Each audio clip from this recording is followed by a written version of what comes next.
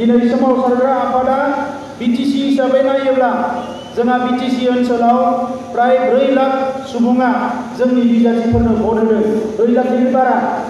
दा जोङो मा नांगौ? रायजो बिनाय आन्दलनखौ जों दोनबाय थानांगोन। सोरबाया बुंदों रायजो बिग्राफोरजों मानसि गैया, रायजो बिग्राफ्रा इलेक्सनाव देरहायाखै, नाथाय रायजो बिग्राफ्रा खावलायनाय बायदि 4 लाख भट होदों। बियो फिसा खोथा नङा, 4 लाख मानसिनि खोथा बुंनाया। दा ओंखायनो जोङो नैबे समाव जोंनि थांखियाव जों जाफुंसार जादों आरो आदा गबिन्दआ बुंलांखाबाय एनडिपि प्रग्रेसिभनि आफादगिरि बिसायख'थिया जोंनि सोमावसारनायनि मोनसे बाहागोसो। जों पावार पलिटिक्स खालामनो फैयाखै। इलेक्सन देरहानानै एमपिआ दिल्लीयाव थांनानै मन्त्रि जानानै जोङो राजनिति खालामनो नागिराखै। जुदि देरहानायमोनब्ला जोंनि एमपिआ रायजो बिनांगौमोन, देरहायाखैब्ला जोंनि एमपिआ सोमावसारनांगोन। बिटिसिआवबो देरहायोब्ला जोंनि जायफोर एमसिएलए बिथांमोना बिटिसिआव खामानि मावनांगोन, रायजो बिनायावबो बाहागो लानांगोन आरो जेनोब्लाबो सोमावसारनायाव बाहागो लानांगोन।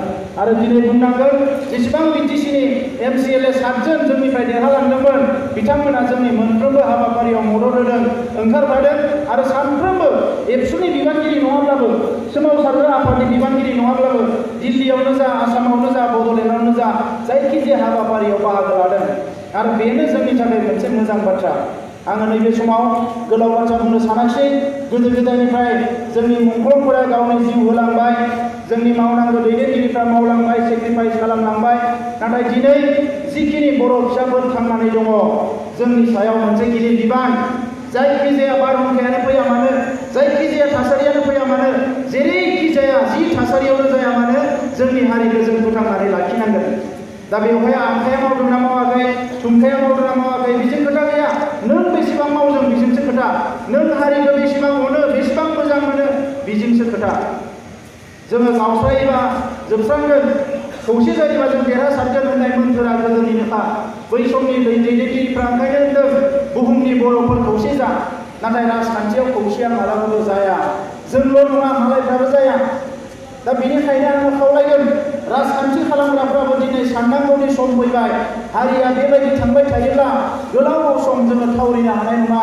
ओंखायनो बयबो सानफिननांसिगोन।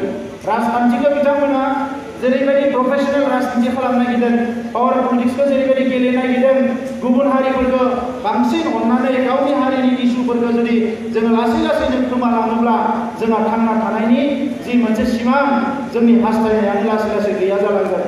दा बेनिखायनो आङो बाहागो लागिरि नोंथांमोनखौ खावलायदों, जिल्ला दखरा एबसुनि मावथि बिबानगिरि, एनडिपिनि बिबानगिरि, जयेन्ट एक्सननि आरो रायजो राजा बयखौबो खावलायदों जे नोंथांमोना फैबाय थानाय समाव गोख्रोङै गसंनांगोन। जोङो सावरायनानै गोबां हाबाफारिफोर लाबावगोन।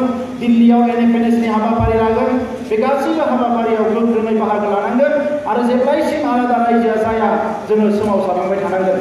दिनै बिथांमोना बावैसो हिराचरनिया बुंदों जे गोबां खोथा बड'लेण्डखौ मालाबाबो जानो होआ, उमुक जानो होआ, थुमुक जानो होआ। आरो मैया एसे आगानसे बारायनानै बुंदों बर'फ्रा माबा खालामोबा आंबो जों गारनाय नङा होननानै। दा बिथांखौ थाब नांसिनग्रा मा बुलायलायनाय। सोरबा बर'आ रागा जोंनानै सोरबा हारसाखौ फंसे होयोबा बिदि देरहाबाय, बियो बिखौ नायगिरदों। दिनै जोङो जेला 10-15 बोसोर बुलायाखै, गाज्रि खोथा बुङाखै, मालायनि हेंथा मावाखै, लासै लासैनो बिथांमोना खोथा बुंनो लामा गैया जादों। दिनै नुजाबाय, नैबे बिसायख'थियाव नुजाबाय जे आसामनि इन्टेलेक्सुयेलफोर, हारसाफोर, गोरों गोराफोर जायफोरखौ जोंनि मानसिफ्रा सानो गोबां समाव बिथांमोननि गोसोआ सोलायबाय खोमा, बिथांमोनाबो मोजां सानबाय खोमा बायदिसिना। दाख्लैबावै इलेक्सनाव नुबाय मिडियानि बिथांमोननि इडिटर, बिथांमोननि सिनियर जार्नालिस्ट, बिथांमोननि इन्टेलेक्सुयेलफ्रा टिभियाव फैनानै जाय खोथाफोरखौ बुंनाङामोन बेफोर खोथाफोरखौ बुंनानै जेरैखि जाया गुबुन हारिफोरखौ पलाराइज खालामनो थाखाय खामानि मावदों। खामानि मावनाया मिडियायावल' बुंदों बिदि नङा।